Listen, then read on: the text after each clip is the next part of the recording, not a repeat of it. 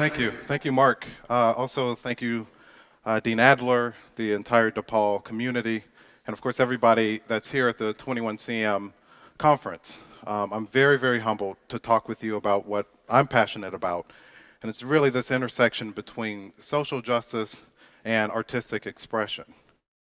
I want to start off by just talking about a literal time where the concert hall was disrupted.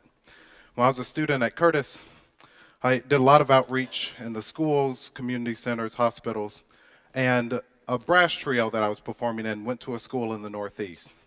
And we would do the normal demonstrations of here are the instruments, this is what they sound like, who can play the loudest, highest, fastest, sweetest. Let's talk a little bit about composers and such. And we worked through a transcription of the Beethoven oboe trio for 2 oboes and English horn. We sounded great, like perfect. Everything was happening. Most of the time, you always sound better in front of kids than you ever do in a recital hall.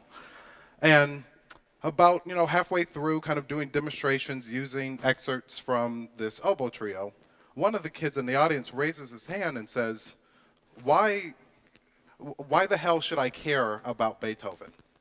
Now, the rest of the class, they snicker, laugh. The teachers are embarrassed. They quickly escort this student out of the auditorium. We finally get order again. We finish the presentation. I don't think too much of it. 2 days go by. I literally wake up in the morning, I'm getting ready, and I start to think, why should that kid care? What would I actually tell him if I really had a chance to answer that question? Why should he care? And then what answer could I give him that would actually satisfy what, of course, he wanted to really get at the heart of? So I was sitting there thinking, yeah, I mean, because, we sound good. Because Beethoven's a great composer. It's culture, idiot. Of course. What exactly would I tell him? And he really walk away and say, I now care about this a lot. And here I found myself literally feeling like a minority in a room full of kids that looked just like me. But because I cared so much about what we were doing, and I'm trying to now convince him and his friends why they should care about this, that was one of the first times I felt disconnected. And I started questioning everything after that day. Why should people really care about what we do? Great, we filled a hall of 3,000 people. Yeah, they're young people, they're old people. We've played a new piece of music. We've highlighted a soloist who might be of color. We've done a couple of innovative things with the internet or whatever. But at the end of the day, why should people care about what we do as artists? So from there, I really started to think something really has to be different. So let me highlight 2 examples about this intersection that I'm talking about. One is with the Philadelphia Orchestra. A whole bunch of immigrants are coming into Philly, New York, Baltimore, Boston, even in the Midwest and the Twin Cities, Chicago, of course here in Indiana, all over the place. And around 1880 to about 1900, this is when the first orchestras in America popped up. Boston, Cincinnati, St. Louis, Chicago, Philadelphia. Philadelphia was the last of that punch in 1900. So a bunch of folks are playing music when they say, hey, let's formalize this. Let's create the Philadelphia Orchestra, 1900. But they also thought, well, we also have to preserve this, make sure for generations to come that this orchestra stays alive. So in 1904, came together. They formalized the teaching, mentoring that they had already been doing into the Settlement Music School, which is the oldest, I think one of the oldest, probably one of the largest community music schools in the country. So 1904, you can, for a nickel, pay for a piano lesson. That, of course, grew with time. You could then take lessons in any instruments, lots of faculty, everybody essentially is bought in. But the artist had the responsibility of not only performing, but also teaching to make sure that it was affordable. Now keep in mind, these immigrants are at the bottom of society in Philadelphia, pretty close to it. So everything's going great. And 20 years later, they start to notice some of these kids at Settlement are pretty good. And it's about time for me as the teacher mentor to now pass this on because I want to retire and I will no longer play in the orchestra, I will no longer teach. So At that time, they said, let's get an orchestra of these kids together, and the Curtis Institute of Music was formed. Now, in 1924, now you had to pay in the first couple of years $500 in tuition. Big problem there. They weren't able to bring in every single student that they really wanted to work with. So after 4 years of running the school, the same woman that was involved with the orchestra and with the community music school put down $12 million in 1928 to endow Curtis. It's a lot of money back then. Wanted to make sure that no kid would have to worry about tuition, essentially. So the whole cycle just began in the late 20s, early 30s, where of course you had the musicians that were responsible for teaching, helping to lift up their own community, but through the art form that they identified with, the Europeans essentially. So everything's great. We'll fast forward to the 60s. Orchestra has grown a lot. Of course, we have the world wars. Many more immigrants, European immigrants are coming in. They can assimilate even better into the culture. Of course, in certain neighborhoods, the art form is there. Orchestra sounds pretty good. They're recording like crazy. Everybody's coming out. Everybody's happy, right? So in the mid-60s, something very interesting happened. The Ford Foundation said, we are going to assemble a pot of $80 million. We want to give this money to orchestras around the country. Depending on your size, you can get a certain amount of money, but we want you essentially to create endowments. We want you to turn these orchestras into full-time jobs. 52-week seasons, multiple concerts each week, all of this stuff. And of course, orchestras wanted to do it. So many of the orchestras, the majority of them, around 60 or so around the country, were successful in this challenge grant. And there were some cities that raised significantly beyond the $1 or $2 or $3 million that the Ford Foundation would match. These endowments are created, and essentially there's a split between those who play the music and those that teach it. But at the same time, 60s or so, 50s, 60s, same time, those immigrants that were being lifted up are now the police chiefs, the mayors, school district, superintendents, and leaders. So of course they say, let's use this public vehicle that we have and make sure there's music in every single school. So in Philadelphia, every single school had a band, a chorus, an orchestra. There were coordinators all over. There was the all-city group. And of course that connected in the same fabric that was created in the early 1900s. So with all of this energy happening, everything is perfect until the early to mid 80s, where we decided to change how we looked at education. And because of that, priorities shifted. There were economic problems past 30 years, and there's not enough money for music. So of course, music and arts, those are cut out of the schools. But that was a very important part of that fabric, where you had those that performed and those that taught. Now, at the same time, I also want to mention, between the 1940s and 1980s, there are a whole bunch of people of color moving, especially black people, moving to Philadelphia. 1940, there's about 330,000 black people, and by 1980, there's well over 1 million. Give you some numbers into perspective, and of course that number grew. There's about 1.5 million people in Philadelphia. There are about 5.8 million people in the tri-state area. As south as Wilmington, over to Camden, of course, throughout southeastern Pennsylvania. So essentially, the demographic of the city is changing, but at the same rate, a whole bunch of white people are moving out of the city into the suburbs. So, of course, now the city is completely changed. There are more people of color in the city of Philadelphia. And over that amount of time, it's been pretty clear, directly sometimes, but mainly indirectly, that we don't necessarily want you part of this club. This is what we're trying to fight today. So all of these things are happening in Philadelphia. Now, the second example I want to give you is what was happening in Venezuela with El Sistema. Many of you are very familiar with this, but I'll tell you the story that you probably have never heard or rarely heard. The orchestra system in Venezuela looked the same back in the 60s and 70s as it looks like in the United States today. So when folks found out that there's a lot of oil in Venezuela, a whole bunch of folks moved in, they wanted to get the oil, right? They wanted to also bring a part of their culture with them, a lot of folks from the States and a lot of folks from Europe. They wanted to build orchestras, they wanted to be entertained, but they purposely built small concert halls. We're talking 500, 600 people. but they also imported their own orchestras. They wanted great orchestras, and at that time, if you couldn't find a job when you left the conservatory in the States or in Europe, you went to Mexico or many places in South America, but Venezuela was a hot spot because there was a boatload of money, and a lot of money to be made for orchestral musicians. Today, if you can't find a job, you'll probably go somewhere in Asia, but at that time, in 1975, when this story of El Sistema starts, that there was a graduation in the conservatory there, and a bassoon player was so upset that he would never be able to find a job.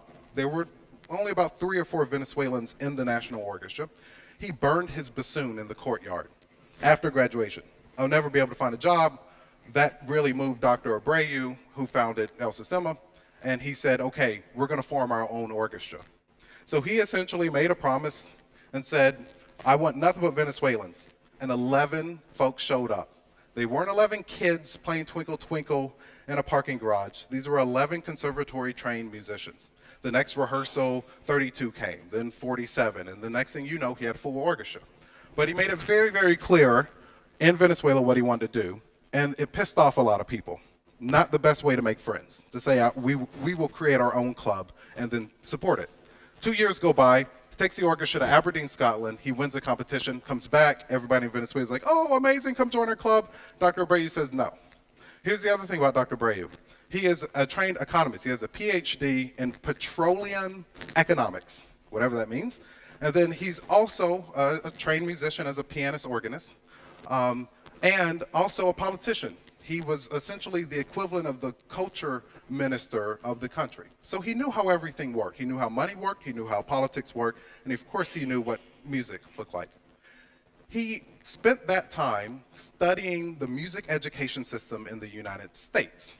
He actually did some work at the University of Michigan, and he wanted to take that back and build something special.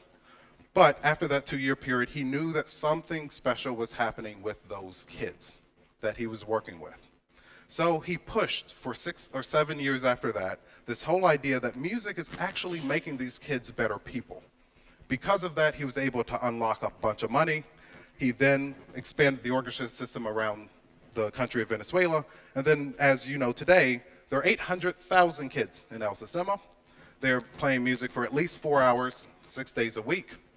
And if you think that you're going to find 100 of them that are pretty good, which are the Simon Bolivar, it's pretty easy with that amount of work and, of course, those number of students. But the special thing about what's going on in Venezuela is that he was able to prove that for every dollar invested, that the government would get $3 back in cash when you would take kids who statistically would not pay taxes. They would end up in the juvenile justice system. They would need lots of aid from the government. But he turned those kids into taxpayers. So by doing that, they would get all this money back. And on top of that, they would save almost $8, again, for every dollar invested, and not locking them up in prison, not providing healthcare services, and the list goes on of a lot of social issues. Pretty brilliant idea, right? So the government, Dr. Abreu's boss, is the president of the country. Anything Dr. Abreu needs, he essentially receives. And the government has mandated that they expand that program to serve 1 million kids by 2018. It works, right? All the administrative costs, all the regional orchestras, all the teachers, all the instruments, all the buildings, it's covered because they have been able to prove that they provide such value to the public. So, here's a very interesting thing. Within these communities that we work with, the most compelling problem is not the Philadelphia Orchestra might not be able to pay its musicians. The most compelling problems are things like education is falling apart, infrastructure of the city, crime, of course, all of the negative effects of poverty. That's what's on the minds of the majority of people. Now, on my Facebook newsfeed, the whole classical music world is falling apart, and well, I won't get into politics, but all of these things are happening. And unfortunately, the majority of people are not thinking about the same issues that we are. How can we help people to connect with the art form that's not necessarily what they're thinking of. I wonder when this group comes in to perform for me and my buddies, I'm really wondering how they will engage me. A lot of kids are not necessarily thinking that. So looking at some of the biggest challenges that a community faces, I believe that there's tremendous opportunity. If we can solve society's biggest and most compelling problems, they might care about what we do at our core as artists. And let me put in this other thing about Venezuela. They don't necessarily do pops concerts. Kids are playing Tchaikovsky and Brahms and Mahler. So to think about, of course, everything that they deal with, and then how might we actually create something that is very impactful for the community. So with Play on Philly, we decided to look at the most compelling problems in Philadelphia. Number one on everybody's mind is education. And from education, we know that great things can happen, or if a child receives a poor education, lots and lots of negative things can happen. So we look at those negative things, and we look at the environment that the kids live in. And we know that we have to create something that can fight the negative effects of their environment and help supplement the education that they're able to receive. So when we look at the issue of education, we look at it in three areas. We look at the achievement gap, we look at teen violence, and then we look at high school graduation rates. With that information, we can predict how these kids will turn out in the future. The same statistics that are used for people that are building prisons. As you all know, they look at third graders and eighth graders. How many times they come to school, how many times they're in trouble, how many times they're suspended, and of course the grades they receive. And they can pretty accurately predict how many more jail cells to build. And then of course all of those people and all of that money gets funneled into hopefully, this private prison system that hopefully will turn around in the near future. So why not use the same statistics to then prove that we have put the kids on a trajectory that essentially will say that they won't fall under those same problems. So we see our kids 3 hours a day, 5 days a week. We have 300 kids from kindergarten through 12th grade. They choose any standard orchestral instrument, from harp, double reeds, brass, percussion, strings, anything they want to play. And every day they receive an hour group lesson, an hour theory class, and an hour of ensembles. It all varies, of course, because of their age and ability throughout the system, but there's technically 4 youth orchestras, and the whole idea in many ways was, well, nobody's building a youth orchestra in West Philly, so I have no competition. Of course, with what we are giving them, there's no way I could charge the family $6,000 a year in tuition to participate. So again, opportunity and a challenge that we've been working with. So because of what we give them, and this is for 34 weeks throughout the school year, and then in the summer, we run a 5-week summer program where we have the kids 6 hours a day, 5 days a week. So essentially programs run from September through the very beginning of August. Kids perform 30 times a year. We've been very fortunate to work with the best artists around the world. Philadelphia is very, very lucky to be able to bring these people in. They've been under the baton of Simon Rattle twice, Yannick Nazace again, Marin Alsop. Artists like Amani Wins, the Jasper Quartet, for example, Wynton Marsalis, Bobby McFerrin. Their resumes are pretty awesome. I think if we sent their resumes to orchestras, they might accept them, at least to try to get through the first round. We will see. But impact, the way we look at impact is completely different. Music doesn't make you happier or smarter. It doesn't. Period. There's not a single research study that says directly music is responsible for this. There's a lot of correlative evidence. We can come to that conclusion. Music is a multiple of 2s and 3s. If you can count to 3, you can be a great musician. Seriously. You don't have to do anything beyond that. It's a bunch of symbols. It will not help you acquire a new language. It won't. I'm not too sure what's happy about it sometimes when you're told to play the scale over and over and over again. I do think, though, there's joy in getting on the stage and knowing that you've worked very hard and that people appreciate it. So when we look at it, we know that music can help with what we call executive functioning. It's essentially your ability to be able to set a goal and then achieve it somehow. through lots of different skills that you need to actually get that done. And we look at it in 3 areas in terms of working memory, inhibition control, and selective attention. Flexible attention, you might hear that. So within memory, we look at things like when you tell a kid to keep playing a scale over and over again, you trigger parts of their brain that help build their memory. When you tell a kid don't play in the rest, observe it, then continue the pattern, you help build things that control inhibition. And as a kid sits in an orchestra and they have to then take in everything around them from what they hear to what they see, then that's what helps them with their attention.